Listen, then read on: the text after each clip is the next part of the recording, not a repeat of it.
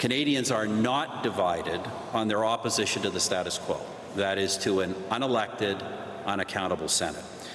The government is not going to take any actions going forward that would do anything to further entrench that unelected, unaccountable Senate.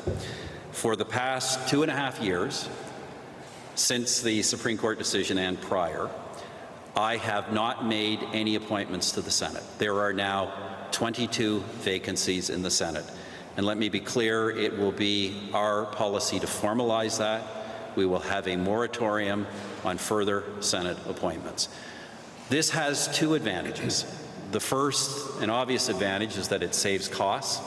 As we've been doing this, costs have been falling in the Senate. In fact, Senate expenses are now down some $6 million from what they were. It's still a long way to go, but they have come down, and they're going to come down more.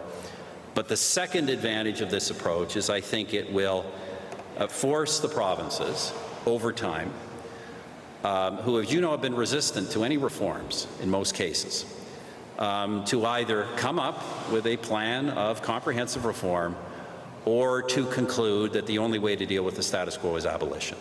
So that is the path we're going to take, a moratorium on future appointment of senators. The Prime Minister made the announcement in Regina. He added, though, that the moratorium will not be allowed to hinder the passage of government legislation.